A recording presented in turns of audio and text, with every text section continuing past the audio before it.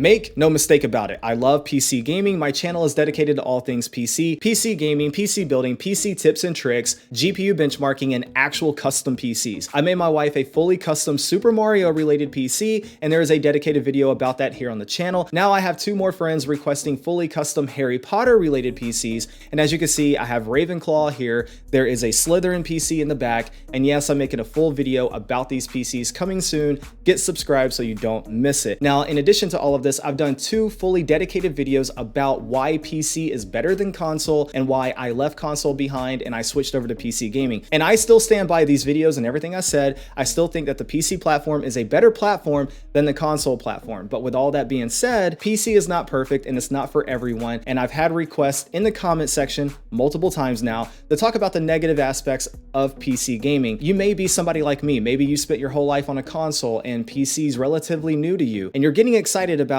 all the new possibilities a PC can offer you over a console, but you don't know what you don't know. And so today's video is about talking with you about some of those problems and things that you need to be aware of before you go all in on PC gaming. Okay, by far the biggest problem with PC right now is PC hardware and the pricing. Point blank, period. The #1 comment I get over and over on this channel is, yeah, you're right, PC is better than console, but console is cheaper, console is more affordable, PC is too much money. And I agree 110%. PC is more expensive than console, and PC is more expensive than PC used to be. It used to not be this bad. Back in 2013, the Xbox One and PlayStation 4 launched for $500. I bought an Xbox One for $500. What a mistake that was, I know. But that entire console generation, all I kept hearing about was the $500 console killer PC. What that meant was you could build a fully custom PC for $500 and it would outperform both the PlayStation 4 and the Xbox One.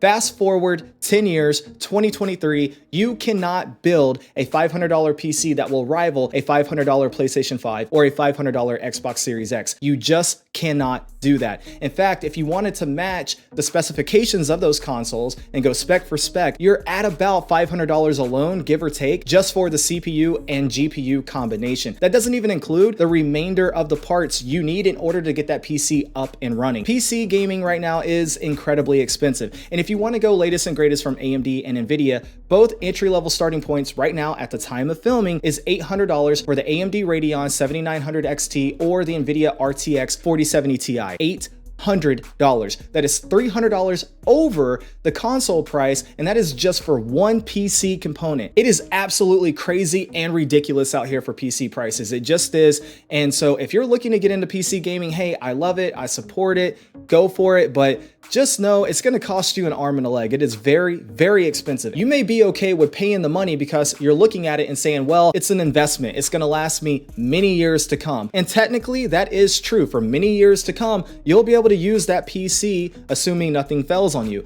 But here's the problem.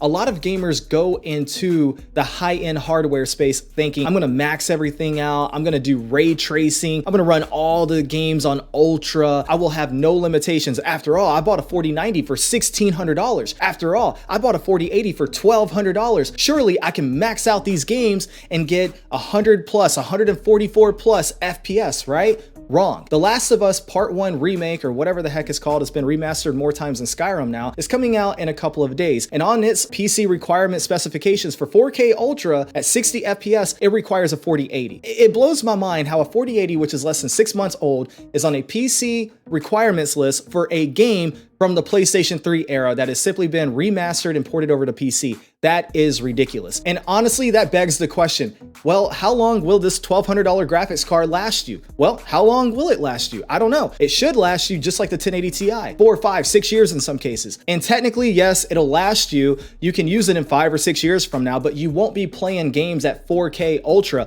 in 5 or 6 years from now. You pay $1,200 for a graphics card. It's less than 6 months old, and it's already on the requirements list for a game that is remastered from the PlayStation 3 era. That is a problem. And this leads me to the second biggest issue with PC gaming, and that is PC ports. Now, it has been brought to my attention in the comment section that not all of you know what we mean whenever we start talking about PC ports. So let me break it down for you. Consoles set the standard, unfortunately.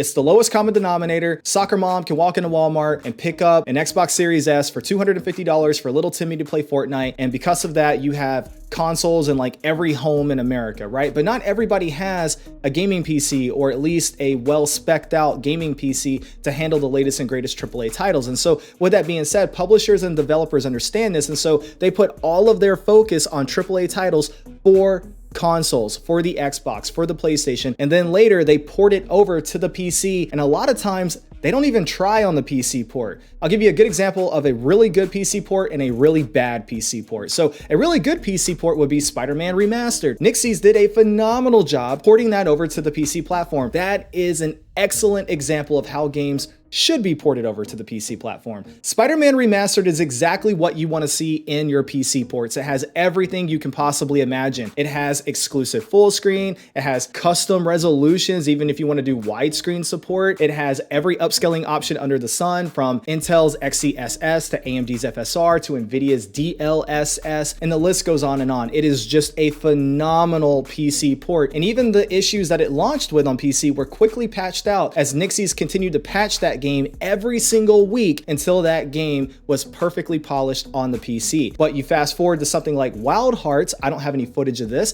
I'll point you over to ONOS Alex. I highly recommend his channel. He did a full PC port breakdown of this game and just how awful it is on PC. This game was shown no love at all when it was ported over to the PC platform. They didn't even try. A good example here is the flickering that I'm showing on the screen, as well as things like the upscaling options. It doesn't even say FSR, DLSS quality, or whatever. It just says upscaling on or off. One other game I was really excited to benchmark for my 3060 Ti video and my 5700 XT video, Wo Long Fallen Dynasty. And unfortunately, it came to PC, it was on Game Pass, I had access to it, but I couldn't play it. I couldn't get past the title screen. I would hit play game, it would go black, I would hear a dragon or a monster or something in the background breathing heavily and making noise, and it would say, press this key to continue, or whatever. I tried a mouse, I tried a keyboard, and I tried my Xbox One controller. Nothing I did would allow me to get past this black screen, unfortunately. So I couldn't play the game, so I just uninstalled it. And that's the type of crap you have to deal with PC ports,